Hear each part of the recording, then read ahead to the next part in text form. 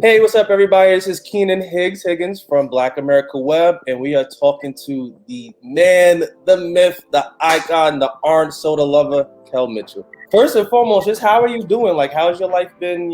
How's everything doing? How you getting through the pandemic?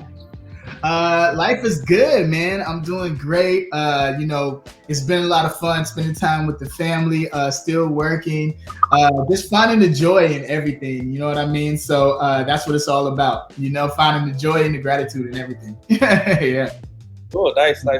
And so, tell me a little bit about what's going on with World Vision. Like, let's really jump into that. And I think this is a very important topic that you're dealing with, and that we're all kind of trying to like make sense of. So yeah, talk to us a little bit about what's going on with that. Okay, so I love World Vision because they're passionate about something that I'm passionate about, which is faith and family, and making sure to put a smile on kids' faces all over the country and all over the world. And I think that is so beautiful. That's why I always partner up with them. And what we're doing, this weekend is going to be awesome. We're doing a 6K. So a 6K run is like 3 miles, right? And what is it doing?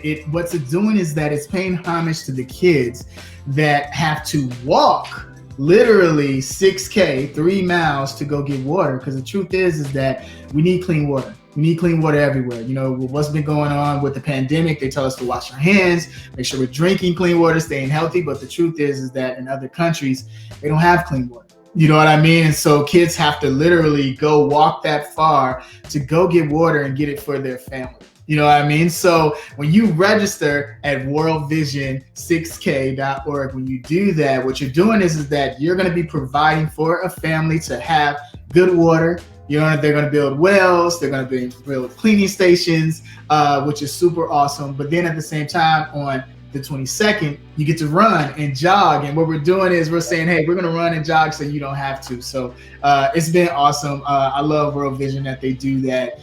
It's super, super great. And they're taking care of people, Yeah. Sure. And how are you adding that comedic kind of persona that you're just so known for? And because I feel like a part of that, particularly me growing up on all that and Keenan and Kel, something that you always did was you used your humor to kind of just make things almost feel better. And I feel like in this case, yeah, like the work that you're doing is so great, but there's also that element of I know kids are just going to want to just see you act cool, have fun. So are you in some way incorporating that aspect into this? Yeah, man. I mean, it's love. That's what it's all about. You know what I mean? In the word, it talks about faith, hope, and love. But the most important out of all of these is love. And so for me, I love spreading love through my talents, through my comedy. You know what I mean? To have people feel love, because you'd be surprised that some kids around the world that don't feel love from certain friends or their family. And so if they can see me and I can spread that and give some kindness and brighten up their day, I think that's awesome. I think that it's Mental Awareness Month right now, and it's like when you think about that, it's always like finding the joy, finding the gratitude, finding the happiness while there's things that are troublesome going on. How do you tap in and do that? And so for me, that is the thing that I want to show to others, and just show that joy. Yeah, get happy. Come on, get happy. And another way you always do that is this new MTV show, Deliciousness, that you have. Can you talk to us a little bit just about how that came about? Because obviously we know about Ridiculousness, right. But is it a spinoff or is this your own thing? How do you describe it? Well, yeah, this is a spinoff of Ridiculousness, which is, they've been on for 10 years now, which is dope. I'm hoping we want to do that too. We want to do 10 years, but it's definitely a spinoff, right? It's called Deliciousness, and yes, delicious is in the name, but listen close to the ness, right? So it's really about people messing up food. It starts off delicious, and then they end up messing it up. You see them come out with a cake, and then they trip, and their face go into the cake, and they mess it up. People burning food. I've done it. I've been on my cell phone and been grilling and not paying attention and messed up the food. So, and I can cook, you know what I mean? So, but sometimes we make mistakes, and they're captured on screen, and it's a great job for me. I get to sit on the couch and laugh at these hilarious moments with with Angela, Tiffany, and Tim, and we just have a blast on there, man. It's a great show. It's fun. Cool. So I have 2 follow-up questions to that point. So first and foremost, Father's Day is coming up. Yeah. What do you want? What would you say is your perfect dish for Father's Day? Like, what do you want? What do you want Asia to like kind of make for you and all that stuff? Like, talk to me about that. I love food. We're foodies, but currently we're on a diet right now. So I don't know if I can eat what I want to eat at this point. But yes, like if I could pick, it'd be like some barbecue and then sweet potato pie. You know what I mean? And my wife Asia makes this sweet potato mac and cheese. That's right. It made you go like this. I'll let you finish before I add my comment to that, but continue. Sweet potato mac and cheese, so good. Oh my goodness, that would be awesome. But like I said, I'm on a diet right now. So send that my way, because let me tell you something. This is like a side note, but sweet potato pie is my favorite of all time. That's why I'm like, yo, the way that Kel loves orange soda is the way I love sweet potato pie. So it's like. It's one of those things that like it's so interesting that you say that. I was like, oh shoot. But also now on the other side, being that you have cooked before, what would you say is the one dish that you can remember that you absolutely just wrecked? A dish I wrecked. I'm trying to think.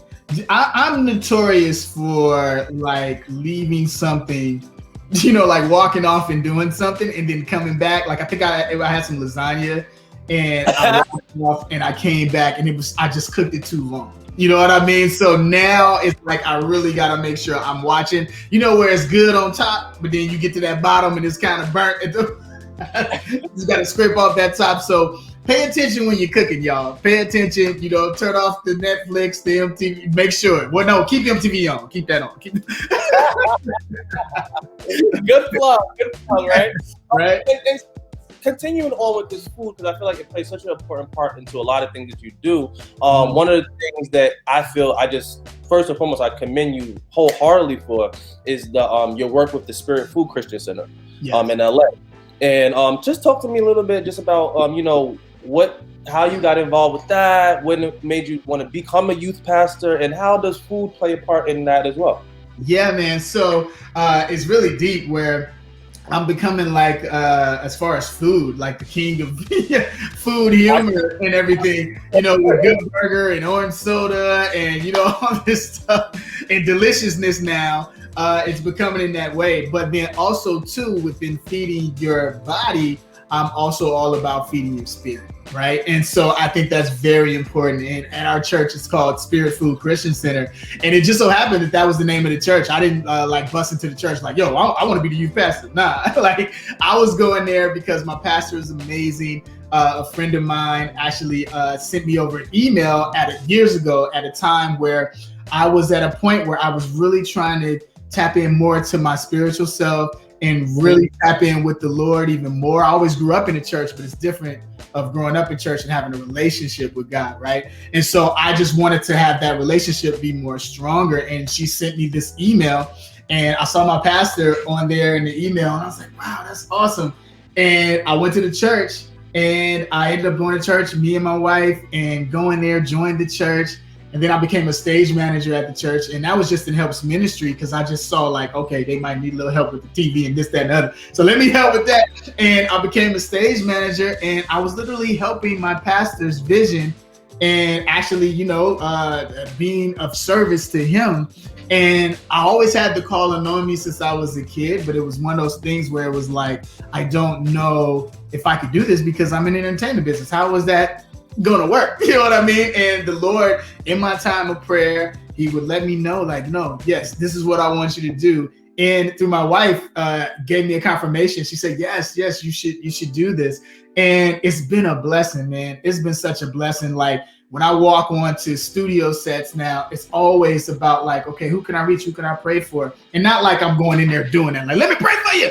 It's like, but it's more of like you're walking in there transparent. It's not about Kel, the star and all that stuff like that. It's about the God in me. You know what I mean? And who can I touch? And I feel like you meet everybody for a reason. And in that time, you can meet them and plant a seed of just like what we've been talking about, of joy, that godly joy, and plant a seed that it grows in them. I think that's awesome. And that's a reason why I do it. And I've always loved, working with teens and working with children. And so this has been awesome, showing them that spiritual side as well. Yeah, for sure. And so speaking, I love these segues that we have going on. So speaking of working with kids, working with teens every day, I obviously got to talk about all that in Keenan and Kel.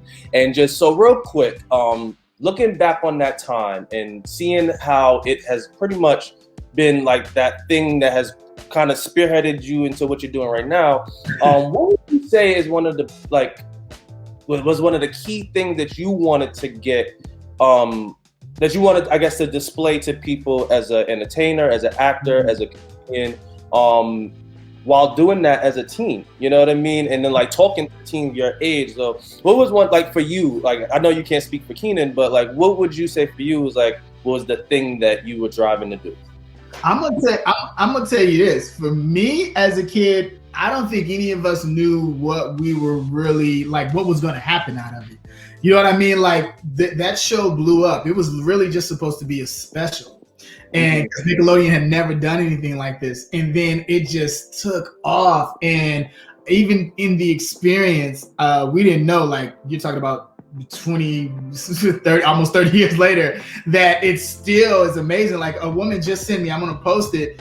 She just sent me on Instagram her kids, right? And they couldn't be nothing but, I want to say 6 or 7 years old. And she's asking them all these questions about 90s, like 90s stuff. They don't know nothing. They don't know nothing. She asking them all this stuff. What is this? What's this? What's a Tic Tac? They don't even know that. So here she goes, who loves orange soda? And these kids who weren't even born, both of them super excited. Kale loves soda. And bro, like it just touched my heart. Like, yo, like you never know. Like, I mean, as experiencing it, I never knew that it would do that. And the actors and the celebrities that I meet that say that they, got into acting because they saw, Keenan and Kel, all that. It's touching. It's really touching, man. And it's beautiful. Absolutely. Like the thing about slapstick comedy is like you have to be on your toes. You know what I mean? A lot of that is very like improv. And so like you can like just watching you on that show, I could see how a lot of people could be like, well, dang, I could take that from Keller. I could see how he did that and that. So it's just like everything that all the flowers that you get, they're worth it. You know what I mean? Like you have to put your teeth in to get those. So from me personally, from the other Keenan to you, I just gotta say like that was amazing. I just want to know, what do you ultimately want to accomplish with World Vision? And where do you see it kind of progressing, as we are now, opening back up as a nation, and things are like, I think they said that the marathon is back on. So it's like, there's different things that are like now starting to open back up. So, thinking, this year, but then also like 5-year plan, where do you see this World Vision and your involvement kind of progressing? When I got involved with World Vision, it was during the pandemic. So the cool thing about World Vision is that I want to, be able to travel to these different countries and actually see, who we're helping. You know what I mean? That would be awesome. So I definitely see that, and going and spreading that joy, spreading that godly joy that they have, and smiling and seeing the smiles and seeing the actual kids, and traveling to the countries to do that. I think that is an awesome thing for me. That's why I got into like stand up and got into preaching and all that stuff, because you travel and you get to see these people and hear the stories. You know what I mean? So I think definitely that would be a part of it. That would be definitely different. Yeah, that would be different. Amazing. All right, and then one final question. And this so here we go. Water or orange soda?